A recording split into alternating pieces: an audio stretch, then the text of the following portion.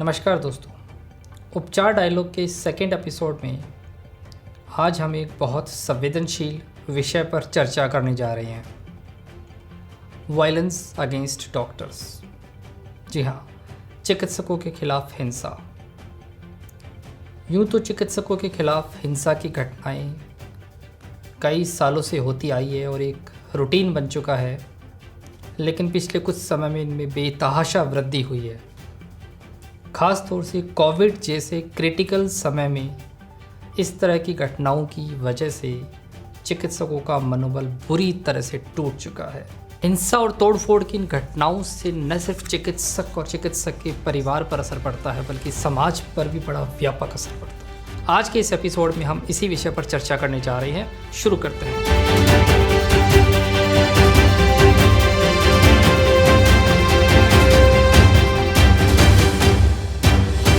उपचार डायलॉग के इस सेकेंड एपिसोड में आपका स्वागत है। मेरे साथ मेरे को होस्ट डॉक्टर राजशेखर है, जो एक सीनियर फिजिशियन है और बहुत ही अच्छे ब्लॉकर भी है। Welcome doctor Rajshekhar. Good evening Ajay. हमारे सभी पैनलिस्ट आज के इस एपिसोड में हमसे जुड़ चुके हैं और मैं ब्रीफली उनका इंट्रोडक्शन देना चाहूँगा। हमारे साथ कोटा राजस्थान से हैं डॉक्टर अशोक शारदा, जो कि सीनियर पीडियाट्रिशियन हैं और आईएमए के नव निर्वाचित अध्यक्ष हैं। दूसरे पैनलिस्ट हमारे साथ गुड़गांव हरियाणा से डॉक्टर सुरेश वशिष्ठ हैं, जो जनरल सर्जन हैं, association of surgeons of India के ex national president. Kota Rajasthan से हमारे साथ डॉक्टर रत्ना जैन हैं, जो कि गायनिकोलॉजिस्ट हैं, कोटा की मेयर रह चुकी हैं। हमारे साथ सीकर राजस्थान से डॉक्टर रामदेव चौधरी हैं, जो कि सीनियर फिजिशियन हैं। जोधपुर से हमारे साथ डॉक्टर कांतेश खेतानी हैं, जो कि उपचार के स्पोक्स पर्सन हैं। और हमारे साथ एक बहुत स्पेशल पैनलिस्ट न्यूयॉर्क अमेरिका से डॉक्टर श्याम शर्मा हैं। Welcome all. तो अजय, आज का एपिसोड हम शुरू कर सकते हैं और वेलकम सवालों का सिलसिला शुरू करें। आज का एपिसोड शुरू करने से पहले आपको एक वीडियो दिखाता हूँ, देखिए।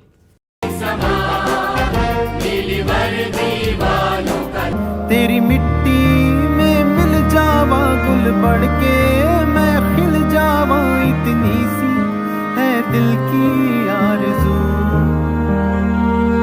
तेरी नदियों में बह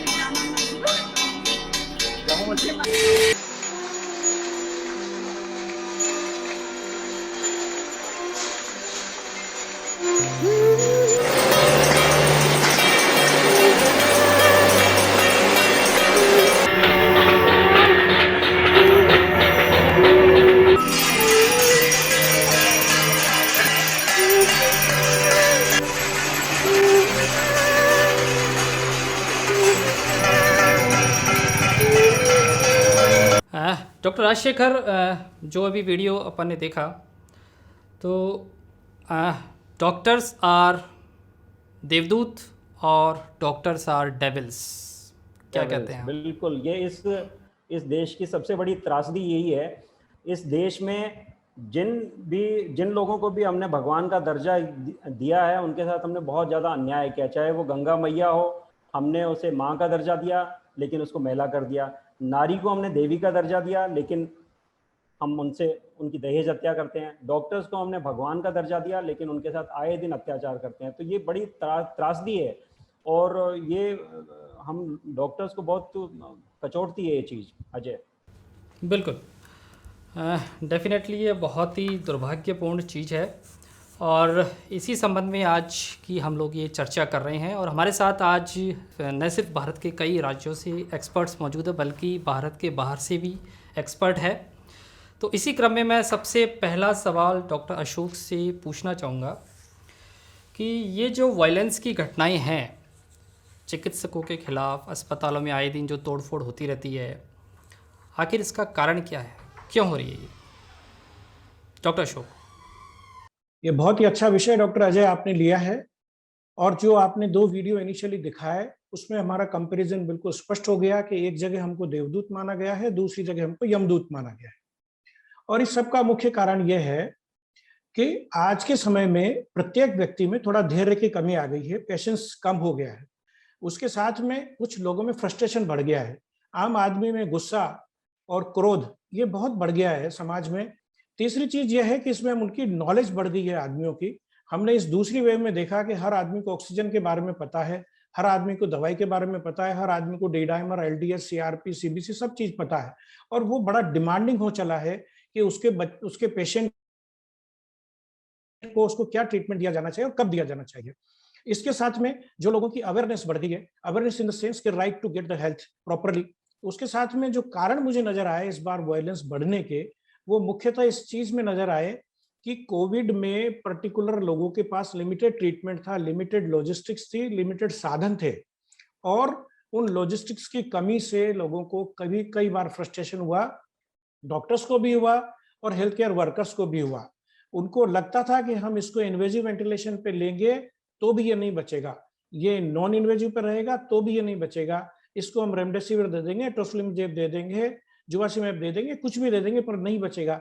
तो एक निरीहता की स्थिति दोनों के बीच में आई थी और बड़े ही दबे मन से, बड़े ही कटे मन से, बड़े फ्रस्ट्रेट होकर डॉक्टर्स और हेल्थ केयर वर्कर्स भी काम कर रहे थे। उन्हें पता है कि फेट क्या होने वाला है, हम कुछ इलाज देंगे तो भी क्या होने वाला है, नहीं दे रहे तो भी क्या होने वाला है। उसके साथ में देखा ओवरऑल सोसाइटी में जो एक सोसाइटल इमेज बनती है डॉक्टर्स की, उसमें कुछ फेथ कम आया है। उस फेथ में कमी आने का मुख्य कारण हमारा समाज, हमारा मीडिया, आपसी विश्वास लोगों में, खुद में बाप बेटे के बीच विश्वास कम है, अधिकारी कर्मचारी के बीच विश्वास कम है, जनता नेता के बीच विश्वास कम है, पुलिस और जनता के बीच विश्वास कम है, उसी प्रकार डॉक्टर और जनता के बीच विश्वास कम हुआ है। फिर दूसरा काम क्या हुआ है बहुत बुरा इस समाज में कि मीडिया ने इन अटैकर्स को बहुत हाईलाइट किया है, बड़ा इनको पेंट करके इनकी इमेज को ऐसा बढ़ा दिया है समाज के सामने कि उनको हीरो के रूप में प्रेजेंट करते हैं। इसमें डॉक्टर अशोक मैं पूछना चाहूँगा, डॉक्टर अशोक, कि वायलेंस की जो ये घटनाएं हैं ये पिछले 1-2 साल में ही कुछ ज़्यादा हुई है या ये काफ़ी सालों से है? आपको क्या लगता है कि पिछले 1 या 2 साल में या ख़ास तौर से कोविड के टाइम में वायलेंस की घटनाएं बढ़ी है? जी, बिल्कुल आप ठीक सोचते हैं कि कोविड के समय में घटनाएं बढ़ी हैं। इसमें क्या हुआ है कि जो हमारा आज का मरीज है रिजल्ट ओरिएंटेड आता है हमारे पास। हर आदमी को लगता है कि मैं डॉक्टर के पास गया हूँ, अस्पताल में भर्ती हुआ तो ठीक होके ही घर जाऊँगा। लेकिन कोविड में हम लोग बेसहारा की तरह वो लोग आए हमारे पास और निस्सहाय की तरह हम लोगों ने काम किया। हमारे पास न बहुत अधिक दवाइयाँ थी, न बहुत अधिक लॉजिस्टिक्स थी, बहुत नो हाउ भी नहीं था, बड़ी नॉलेज भी नहीं थी मेडिसिन्स की, और फिर अवेलेबिलिटी बहुत कम थी। आज ऑक्सीजन की कमी है, डॉक्टर उसके लिए जिम्मेदार नहीं ठहराया जा सकता। रेमडेसिविर की कमी है, डॉक्टर उसके लिए जिम्मेदार नहीं ठहराया जा सकता।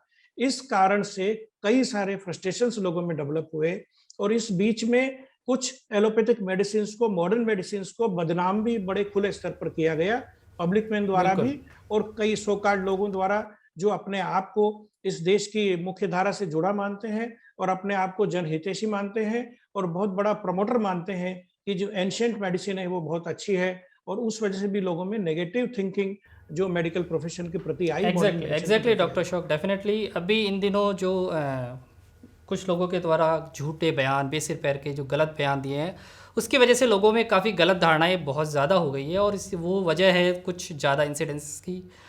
क्या कहते हैं डॉक्टर राजशेखर? बिल्कुल बिल्कुल बिल्कुल इन घटनाओं से एक डॉक्टर की जो मानसिकता है वो उसमें बहुत बड़ा चेंज मैं देख रहा हूँ। एज ए फिजिशियन मैं पहले जिन गंभीर मरीजों का इलाज कर लेता था, आज मैं उनको एडमिट करने से बचता हूँ। मैं डॉक्टर वशिष्ठ से पूछना चाहूँगा, आप 30-40 साल से सर्जन के तौर पे काम कर रहे हैं, तो पिछले कुछ दिनों में, पिछले कुछ सालों में जो वायलेंस की घटनाएं बढ़ी हैं, कंज्यूमर केसेस बढ़े हैं, तो उनकी वजह से एज ए सर्जन आपकी प्रैक्टिस पे क्या फ़र्क पड़ा है? पहले आप किस तरह से काम करते थे? इन घटनाओं की बढ़ती संख्या को देख के आपने अपने आप को कैसे अडॉप्ट किया है? डॉक्टर वशिष्ठ। धन्यवाद राजशेखर। मैं सबसे पहले तो ये कहूंगा कि बजाय एक व्यक्तिगत में बताने के, मैं एक इकाई जो सर्जन्स को मैं रिप्रेजेंट करता हूं और ओवरऑल जो सर्जन्स हैं पर्टिकुलरली प्राइवेट प्रैक्टिस में और जो छोटे जिलों में छोटी जगह पर हैं, उनके साथ में निश्चित तौर पर एक बदलाव आया है। और वो बदलाव ये आया है कि जब वो पेशेंट को लेता है उससे पहले उसको सोचना पड़ता है कि पेशेंट क्या है। हम लेते हैं मेडिकल हिस्ट्री, तो उस टाइम सर्जन उसकी मेडिकल हिस्ट्री पे तो फोकस करता है, लेकिन उसके साथ साथ उसकी ये देखता है सोशल हिस्ट्री कि किस टाइप के लोग हैं और क्या होगा यदि मरीज को कोई दिक्कत हो गई तो तो there is a term which is called as defensive medicine. वो डिफेंसिव मेडिसिन की प्रैक्टिस करना शुरू कर दिए हैं। और defensive medicine is an impediment, ये एक मतलब एक बाधा है विज्ञान की प्रगति में। और बाधा इसलिए है कि डॉक्टर रिस्क लेने से बचने लग गए हैं। इसका गंभीर परिणाम ये होता है कि यदि कोई रोगी जिसको सहायता मुहैया करवाई जाए छोटे जिला स्तर पे या ब्लॉक स्तर पे या तालुका स्तर पे, वो सहायता उसके लिए जीवनदायी हो सकती है। लेकिन वो सहायता देने से पहले चिकित्सक या सर्जन ये सोचता है कि यदि इसके परिणाम अनुकूल नहीं हुए या कोई कॉम्प्लिकेशन हो गई तो उसके अस्पताल का क्या होगा, उसकी सुरक्षा का क्या होगा, उसकी प्रतिष्ठा का क्या होगा, उसके परिवार का क्या होगा। तो वो जो हाथ जिसके अंदर वो एक स्केलपेल है, एक चाकू है, जो उस मरीज की वेदना को, पीड़ा को या उसकी उस गंभीर स्थिति को ठीक करने की ताकत रखता है, वो हाथ हिलने लग जाते हैं। बिल्कुल बिल्कुल डॉक्टर वशिष्ठ, बिल्कुल। मैं आपको एक सुप्रीम कोर्ट के जजमेंट के बारे में बताना चाहूँगा, जिसमें मार्कंडे काटजू जो उस समय सुप्रीम कोर्ट के जज थे, उन्होंने एक Martin D'Souza versus Mohammed Ishfaq case था, उसमें उन्होंने ये चीज़ लिखी है कि जो फिजिशियन लोग हैं आजकल हार्ट अटैक का पेशेंट आता है तो उसको मॉर्फिन और पैथिडीन के इंजेक्शन देने से बचने लगे हैं, क्योंकि कई बार डॉक्टर्स ने इंजेक्शन दिए और उसको रेफर कर दिया, रास्ते में उस पेशेंट की डेथ हो गई, तो बाद में उस डॉक्टर को वॉयलेंस या कंज्यूमर केस फेस करने पड़े। तो डॉक्टर्स अब डिफेंसिव प्रैक्टिस जो आपने कहा बिल्कुल प्रैक्टिस करने लगे हैं, और इसका खामियाजा निश्चित रूप से मरीजों को उठाना पड़ता है। आज थ्रोम्बोलाइटिक जैसी चीज़ है जो एक टाइम जिसमें एक मेन क्राइटेरिया होता है एमआई के वो आप ट्रीटमेंट में, बैरोड में करते थे, अब नहीं कर रहे हैं अब आप। अब नहीं कर रहे हैं। यहाँ से हम जयपुर जाते हैं और जयपुर जब तक मरीज पहुँचता है मेरे यहाँ से, तब तक उसका जो विंडो पीरियड है वो जा चुका होता है। तो ये एक बहुत बिल्कुल। बड़ी त्रासदी है। बिल्कुल अजय। बिल्कुल डॉक्टर राजशेखर, डेफिनेटली ये जो बात बड़ी उभर के आ रही है कि डॉक्टर्स डिफेंसिव प्रैक्टिस करने लग गए हैं। डॉक्टर्स सीरियस पेशेंट को, ये मैं आप सब लोगों के माध्यम से कहूँगा, इस मंच के माध्यम से सभी भारतीय जनता को, हिंदुस्तानियों को, डॉक्टर्स काफ़ी समय से अब डिफेंसिव प्रैक्टिस करने लग गए हैं। सीरियस पेशेंट्स को हाथ लगाने से, ट्रीटमेंट करने से कतराने लग गए हैं। खामियाजा आपको भुगतना पड़ेगा। इसी क्रम में अगला सवाल मैं डॉक्टर रत्ना जैन से ये पूछना चाहूँगा।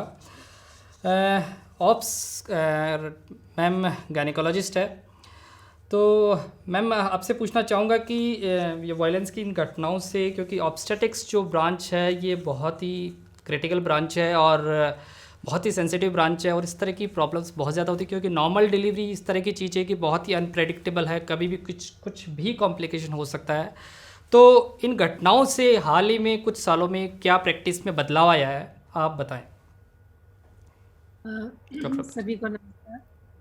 मैं कोटा से हूँ और पिछले 30 साल से प्रैक्टिस कर रही हूँ। हमारा तो जी। हमेशा बहुत वल्नरेबल, हमारी तो बहुत डिफ़िकल्ट ब्रांच है हमारी, क्योंकि हम 2 लाइव्स के साथ डील करते हैं और वो भी 24/7 365। कोई संडे नहीं, कोई होली दिवाली नहीं और कोई दिन रात नहीं, और पूरी रात हम लोग अक्सर काम करते हैं, और अगर नॉर्मल डिलीवरी नहीं होती तो आधी रात को ऑपरेशन भी करना पड़ता है। पर ये बात ज़रूर है कि हमें लव और रिस्पेक्ट भी पूरा मिलता है समाज से, पर फिर उसका उल्टा होते भी देर नहीं लगती है। हमारे पेशेंट को बिल्कुल, मतलब बेसिकली पेशेंट कहना ही नहीं चाहिए।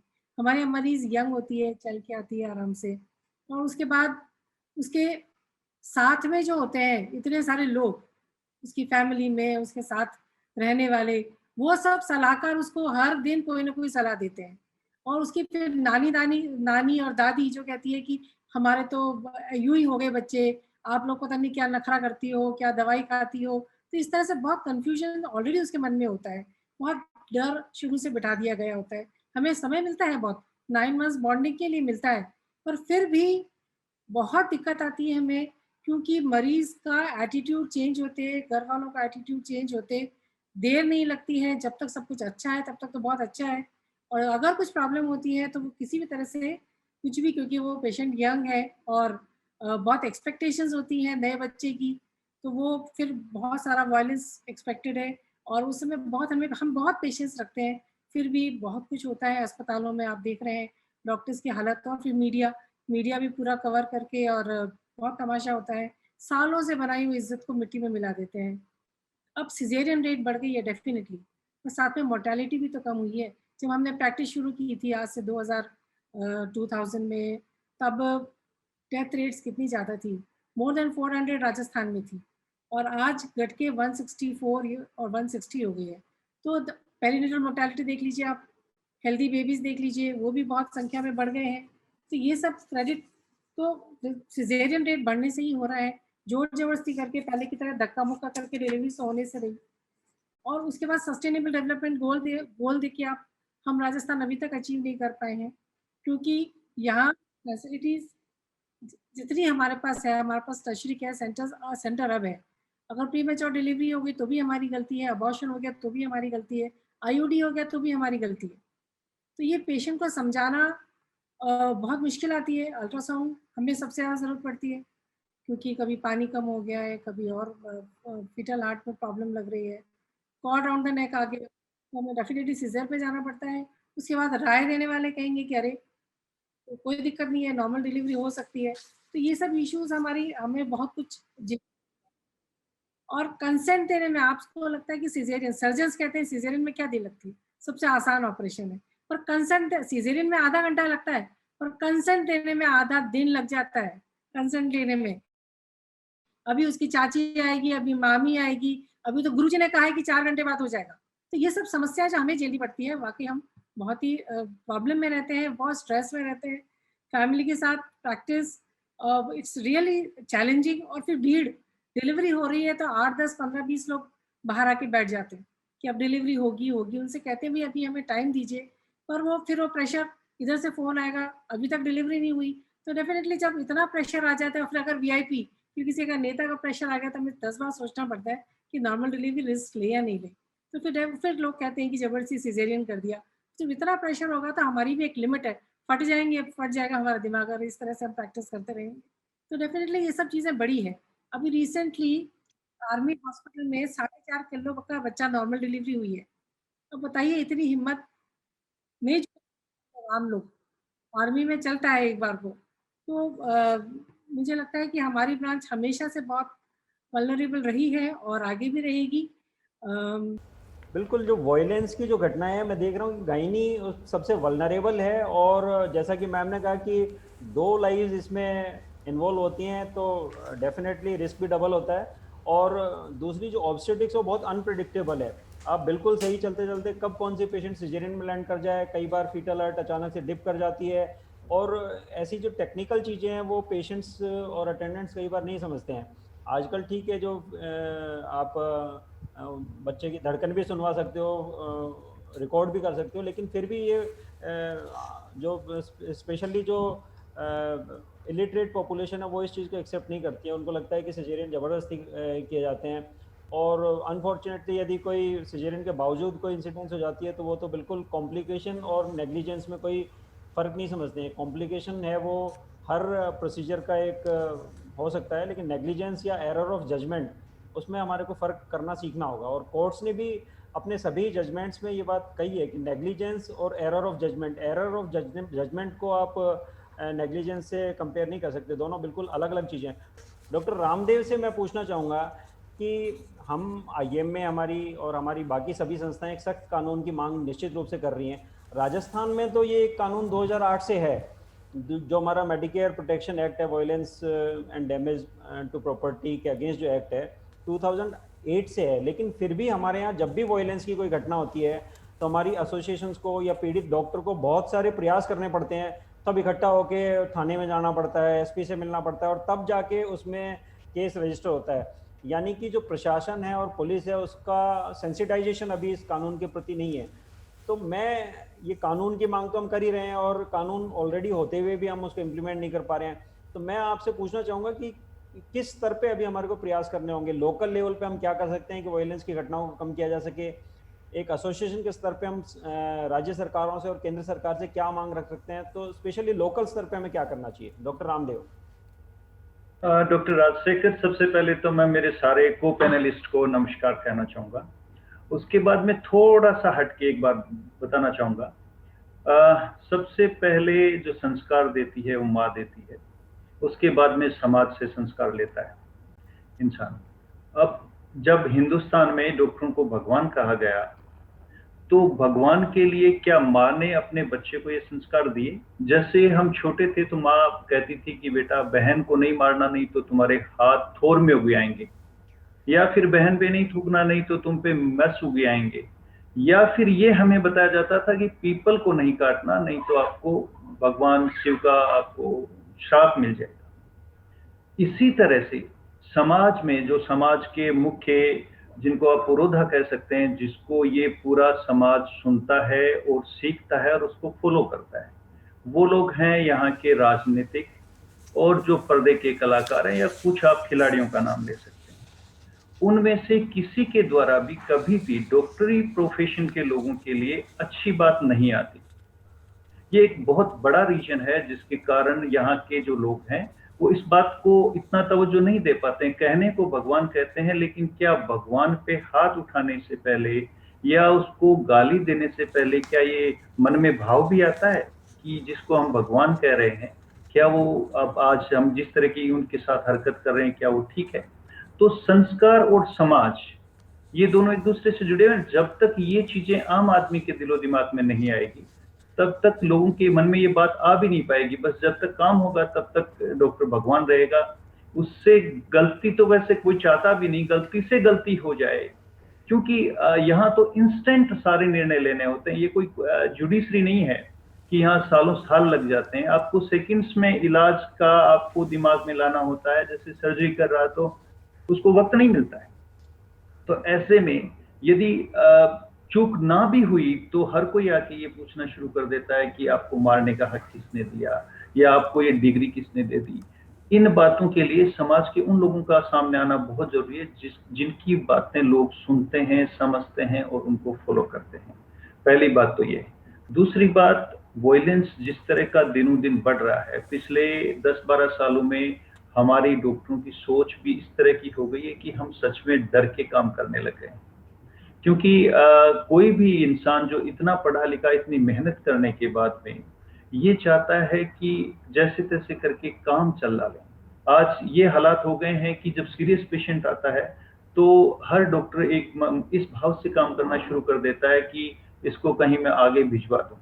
या जिस तरह से कुछ पेशेंट ऐसे आते हैं जिनके साथ पॉलिटिशियंस का साथ होना या तरह तरह के फोन या अप्रोच करवाना, उससे डॉक्टर समाज इतना डरने लग गया है इस वायलेंस के कारण कि उसको पेशेंट को या तो कहीं रेफर करना चाहेगा या फिर ये बेसिकली काउंसलिंग करना चाहेगा कि भाई ये पेशेंट अब आपका ठीक नहीं रहेगा। तो इन सारी चीजों से बचने के लिए एक तो सरकार ने जो कानून बनाया है उसको हमें, चाहे आईएमए के थ्रू या दूसरे जितने भी अपनी छोटी छोटी संस्थाएं बनी हुई हैं, उन सबको एकजुट होके और ये बात सरकार के सामने रखनी पड़ेगी। इसी संदर्भ में मैं अगला क्वेश्चन पूछना चाहूँगा डॉक्टर कांतिश से कि हाल ही में जो इन सब घटनाओं की वजह से चिकित्सक और मरीजों के बीच जो संबंध है वो बहुत ज़्यादा डिटेरियोरेट हुए हैं, इनफैक्ट तार तार हो चुके हैं। तो आप ये बताएं कि किस तरह से ये हम वापस से जो पुराने वही से मधुर संबंध है उसको फिर से रेस्टोर कर सकते हैं। डॉक्टर कांतिश। धन्यवाद डॉक्टर अजय। सर्वप्रथम तो मैं अशोक सारदा साहब और वशिष्ठ साहब को चरण स्पर्श कहूँगा, हमारे वरिष्ठ हैं, और को पैनलिस्ट को मैं सरासर नमस्कार करता हूँ। और राजशेखर जी और आपको निश्चित तौर पे साधुवाद जो आपने पब्लिक अवेयरनेस के लिए ये मुद्दा जो है गंभीर मुद्दे को उठाया। एक्चुअली कोई भी मुद्दा हो उसमें दो तरह के पक्ष होते हैं, एक होता है कंप्लेनर्स और एक होता है वो लोग जो सॉल्यूशंस देते हैं। कंप्लेन अगर करें तो वायलेंस अगेंस्ट डॉक्टर्स आज एक स्थापित कटु सत्य है और कालखंड के सबसे बुरे दौर में हमारी डॉक्टर्स की इमेज है। इसके कारण कई हैं। डॉक्टर का इंडिफरेंट कॉमर्शियल या डिफेंसिव एटीट्यूड कह सकते हैं, वो भी है। पब्लिक की उग्रता भी है। राइट टू फ्रीडम का मिसयूज जो पब्लिक डेमोक्रेसी में करती है वो भी है। पॉलिसी मेकर्स जो डॉक्टरों के प्रति उस पब्लिक के कारण नेगेटिवली प्रेजुडिस्ड है वो भी है। मीडिया जो बायस्ड है वो भी है और जुडिशरी जो लीनियंट है वो भी है। ये सब मिला करके डॉक्टरों की पोजीशन दयनीय है as far as image is concern, मैं मानता हूं, और ये हमको स्वीकार करनी भी चाहिए। अब इसका सोल्यूशन क्या है? कंप्लेंट्स तो अपन ने कर ली है, तो है। सोल्यूशंस ये हैं, पब्लिक और डॉक्टर के बीच में जो विश्वास है, जो आत्मीय संबंध है, उसको हमें पुनः स्थापित करना होगा। अब इस कंडीशन में कैसे पुनः स्थापित किया जा सकता है? देश काल और परिस्थिति के हिसाब से ही सारे निर्णय लेने चाहिए। According to as far as I am concern, जो मेरी निजी राय है, ये दो कैटेगराइज अपन कर सकते हैं दो फील्ड में। एक होता है सोशल और एक होता है साइकोलॉजिकल। सोशली मेरा ये मानना है कि वो क्षेत्र जहां डॉक्टर सोशली एक्टिव है, उसका सोशल इंटरेक्शन प्रबल है, पब्लिक में घुल मिल के रहता है, पब्लिक की गतिविधियों में पार्टिसिपेट करता है, उसके पास जो पेशेंट्स आते हैं उससे वो सोशल इंटरेक्शन करता है, क्लिनिकल इंटरेक्शन के अलावा, जिसे हम राजस्थानी भाषा में कहते हैं हथाई। एक छोटा सा समय, एक संक्षिप्त वे में वो मरीजों के साथ इधर उधर की बातें करता है कि भाई कहाँ से आए हो तुम, इस इलाके से आए हो, वहाँ कोई गांव से आया कि भाई तुम्हारे यहाँ क्या उगता है, ये उगता है, वो उगता है। ऐसे करके वो सोशली इंटरेक्ट करता है और उससे एक आत्मीय संबंध बनाता है।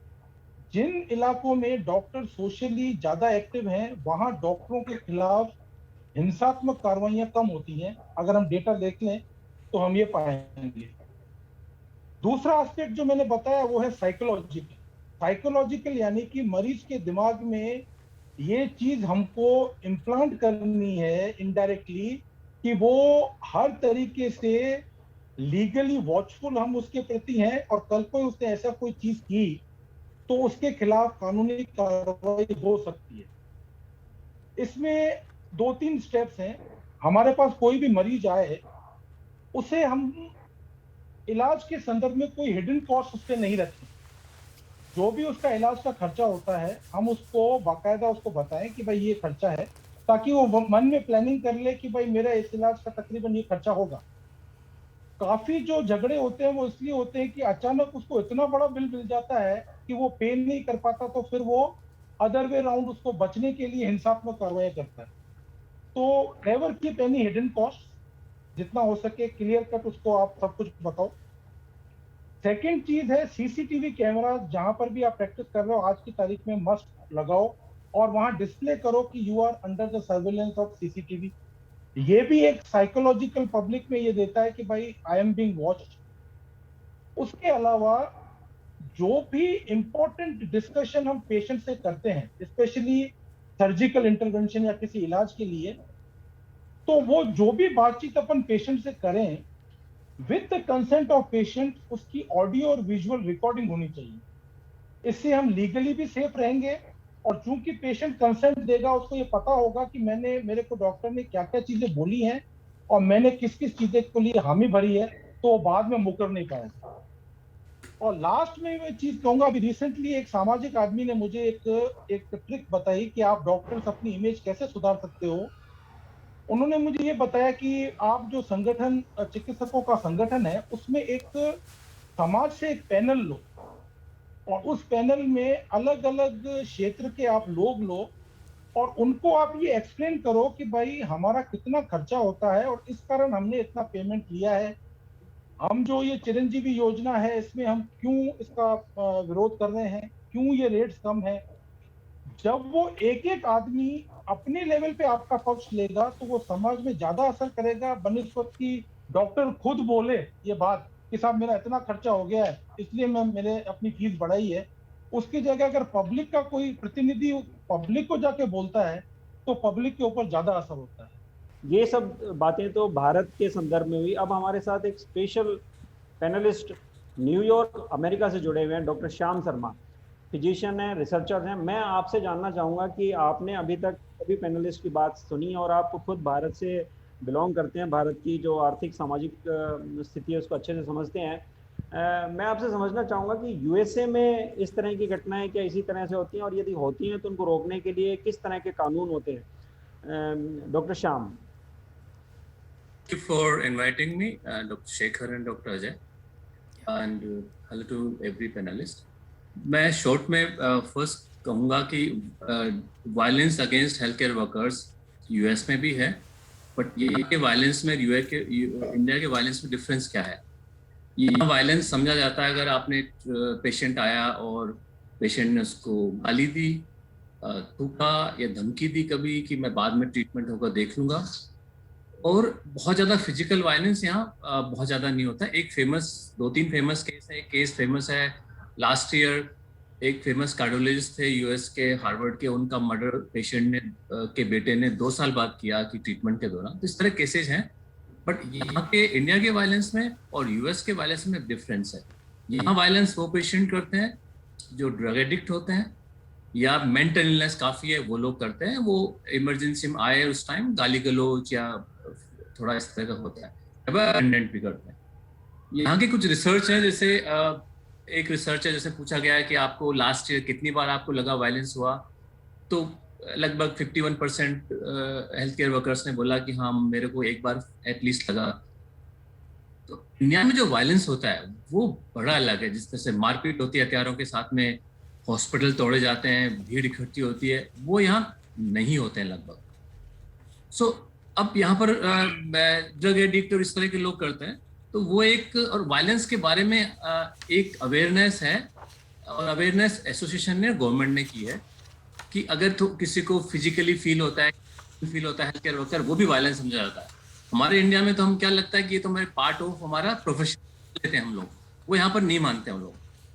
ये एक बात है। दूसरा, आपने मुझे कहा कि क्या वायलेंस रोकने के लिए यहाँ पर किस तरह से, यस यहाँ बहुत डिफरेंस है इंडिया में और यूएस में। ये गवर्नमेंट को और समाज को मालूम है कि अगर डॉक्टर्स में फियर हुआ और इस तरह के वायलेंस हुए तो ये तरह से डॉक्टर्स में एक फियर होगा, ट्रीटमेंट सही नहीं होगा, वो ओवरऑल समाज के लिए और गवर्नेंस के लिए बहुत घातक हो सकता है। तो यहाँ की गवर्नमेंट स्टार्ट कैसे करती है, यहाँ एक्ट बनाती है। यहाँ की जो हेल्थ मिनिस्ट्री है, ऑर्गेनाइजेशन जैसे इंडिया में ICMR हैं, हमारे ड्रग एसोसिएशंस हैं, यहाँ पर जैसे NIH है, national institute of health, CDC है, ये लोग फंड करते हैं ये देखने के लिए कि हेल्थ केयर वर्कर्स में क्या प्रॉब्लम्स हैं वायलेंस के बारे में, वो क्या सोचते हैं और कितने % वायलेंस में इश्यूज हैं, यहाँ पर प्रेवलेंस है। तो इसमें फंडिंग में काफ़ी पैसा जाता है। मुझे मालूम नहीं कि इंडिया में इस तरह की कभी रिसर्च होते हैं गवर्नमेंट की तरफ से समझने के लिए, पहली बात। दूसरी बात, एक 2019 में बहुत बड़ा एक्ट आया यहाँ पर, उस एक्ट का नाम है health care workers violence act. उस एक्ट में ये इंश्योर किया गया है कि वायलेंस अगर होता है तो वो रजिस्टर्ड हो, उससे एग्जैक्टली मालूम पड़ता है कितना वायलेंस कहाँ पर, किस स्टेट में, किस सिटी में हो रहा है, केसेस, पेशेंट कौन है, अटेंडेंट कौन है, किसने किया है, वो एग्जैक्टली रजिस्टर्ड होता है, सारा रिकॉर्ड रहता है। 1, कई स्टेट में ये है कि डिनायल ऑफ ट्रीटमेंट भी है। सभी स्टेट्स में नहीं है, लेकिन काफ़ी स्टेट्स में आप हेल्थ केयर वर्कर्स में नर्सेज भी आते हैं, डॉक्टर्स भी आते हैं, मना कर सकते हैं कि ये पर्टिकुलर पेशेंट है, इसमें पहले वायलेंस हुआ है तो मैं ट्रीटमेंट नहीं करूँगा। उसमें थोड़ा सा देखा जाता है कितना इमरजेंसी है, कितनी इमरजेंसी नहीं है, राइट नहीं, बट राइट है, वो इंडिया में शायद अभी तक कुछ है नहीं। तीसरा, इंश्योर किया जाता है कि अगर ऐसा मालूम है पहले से पेशेंट का रिकॉर्ड है या अटेंड इस पर्सन के रिकॉर्ड्स हैं, तो उससे पहले पुलिस आती है, इस तरह की काफ़ी है। तो एक्ट है, गवर्नमेंट का एक्टिव इंटरवेंशन है, और सामाजिक ढांचे में मालूम है कि हमें क्या करना है। डॉक्टर श्याम, मैं आपसे इसमें एक सवाल ये पूछना चाहूँगा कि आप मुझे ये बताइए, वहाँ पे और इंडिया में अपन अगर देखें, दोनों में कंपेयर करें, तो भारतीय चिकित्सकों में जैसा कि डॉक्टर अशोक ने बताया था और डॉक्टर कांतेश भी बताया कि भारतीय चिकित्सकों में एक भय व्याप्त हो गया है, मतलब खौफ में रहते हैं भारतीय चिकित्सक। तो ये इस तरह का अमेरिका में भी इस तरह का कुछ है, इस तरह की कोई चीज़ कि भाई सीरियस पेशेंट को ट्रीट करने में कोई प्रॉब्लम होती हो या कुछ स्ट्रेस में रहते हो डॉक्टर, स्ट्रेस का लेवल में कितना फ़र्क है? क्योंकि इंडियन डॉक्टर्स का स्ट्रेस लेवल तो बहुत ज़्यादा है। देखिए, आपने मुझे प्रश्न पूछा यूएस में भय के बारे में, हेल्थ कर्मियों में, स्वास्थ्य कर्मियों में इतना नहीं है, और मैं कहूँगा लगभग नहीं है, क्योंकि उनको मालूम है कि गवर्नमेंट, यहाँ का पुलिस सिस्टम, यहाँ की जो जुडिशरी, वो इंश्योर करेगी अगर कुछ भी हुआ, उन्होंने रिपोर्ट किया तो त्वरित कार्रवाई होगी, तुरंत होगा। केसेज को कई बार मंथ में इंश्योर किया जाता है, क्योंकि यहाँ डर है पॉलिटिशियंस में, पॉलिसी मेकर्स में, पुलिस में अगर ये भय रहा तो ओवरऑल उन्हीं का नुकसान है। Doctor Shyam, yes, hello doctor Suresh. India के एक डॉक्टर वशिष्ठ। अच्छे, भारत में एक अच्छे एवरेज हॉस्पिटल में लेप्रोस्कोपिक कोलिसिस्टेक्टमी यानी दूरबीन से जो हम गॉल ब्लैडर निकालते हैं उसकी सर्जरी का INR में कोस्ट तकरीबन 35 से 50 हजार आता है, जिसमें सारी फैसिलिटीज होती हैं and they are normally secondary level hospitals, which we translate into say US dollars, it comes somewhere around $50। कितना होगा, कितना हो जाएगा, 50 या 500? $500। Yeah. ओके, तो मुझे ये बताएं कि US में इसी तरह से अपेंडिक्स है, सिजेरियन है, स्टेक्टमी है, वो तकरीबन ये रेंज 30,000, 40,000, 50,000 इतने में, depending upon the patient's condition, वो सब कुछ हो जाता है। तो I would just like to ask you कि the same thing would cost how much in US? बिल्कुल बिल्कुल, बहुत अच्छा क्वेश्चन पूछा आपने डॉक्टर वशिष्ठ। आप बताएं डॉक्टर श्याम। देखिए, यहाँ की और वहाँ के जो प्राइस रेट बोलेंगे वो कंपेयर करना बहुत ही अलग है, बिकॉज यहाँ कॉस्ट बहुत ज़्यादा है। आपने कहा ऑपरेशन हो जाता है 50,000 में, यहाँ पर लगभग 35,000 तो या 30,000 रुपये, मैं कन्वर्ट कर रहा हूँ डॉलर्स को, तो कंसल्टेशन की फीस होती है। और ऑपरेशन तो सोचिए कि $30,000, $50,000, $60,000 भी लग सकता है। मैं यहाँ पे बिल्कुल इंटरप्ट करूँगा, हमारे पास वक्त की अभी कमी है। मैं डॉक्टर शारदा से पूछूंगा कि 18 जून को IMA ने नेशन वाइड प्रोटेस्ट का आह्वान किया है, तो मुख्य बिंदु क्या है और किस तरह से प्रोटेस्ट किया जाएगा, प्लीज़ 1 मिनट में बताइए आप। हाँ, इसके लिए जो अपन ने वायलेंस के अगेंस्ट अपन प्रदर्शन का कार्यक्रम रखा है IMA ने, और उसमें मुख्य बिंदु यही है कि जो हमारा एक्ट सेंट्रल गवर्नमेंट का बना हुआ है उसको सभी स्टेट्स में यूनिफॉर्मली लागू किया जाए, नंबर 1। नंबर 2, उसको डिस्प्ले किया जाए और हर पुलिस ऑफिसर्स को उसकी ट्रेनिंग दी जाए और उनको बताया जाए कि इस तरह का एक्ट वो है, अवेलेबल है। हम उसके बाद ये भी उनसे मांग कर रहे हैं कि इस बारे में अवेयरनेस प्रोग्राम गवर्नमेंट की तरफ से चलने चाहिए। तीसरा, हम एक विषय और ये भी लेना चाह रहे हैं इसमें कि इस वायलेंस के जरिए, इस वायलेंस के कारण या इस कोविड के कारण जो लोग अपने एक्सपायर हो गए हैं या जिनको मृत्यु प्राप्त हुई है, उनको मार्टियर का दर्जा दिया जाए। चौथा चीज़ हम ये कर रहे हैं कि उनको इंश्योरेंस के लिए भी हम लोग डिमांड करें कि जो प्राइवेट सेक्टर के हेल्थ केयर वर्कर्स हैं उनको भी कोविड का इंश्योरेंस जो गवर्नमेंट का डिक्लेयर्ड है वो मिला जाए। तीसरा काम हम जो चाह रहे हैं, पांचवा, एसोसिएशन की तरफ से हम लोग ये चाहेंगे कि हम लोग यूनाइटेड हों, हम खुद अवेयर हों, अपने राइट्स के लिए प्रतिबद्ध हों और हम डिमांड करें प्रशासन से कि हमें सुरक्षा मुहैया कराएं। हम इंडिविजुअल लेवल पे ये भी करें।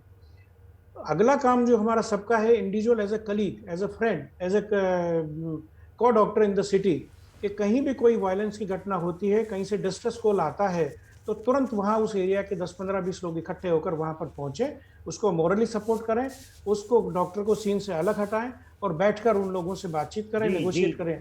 उस भीड़ में कोई ना कोई एक मिनट, वक्त की कमी है और हम बिल्कुल खत्म करना वाइंड अप करेंगे। डॉक्टर अजय, बिल्कुल बिल्कुल डॉक्टर आशुकर, और 18 जून को हम जो नेशनल प्रोटेस्ट डे मना रहे हैं, इसका हमारा जो एम भी यही है, save the saviours and prevent the assault on profession and professionals. इसी के साथ मैं आप सभी पैनलिस्ट का थैंक यू कहना चाहूँगा।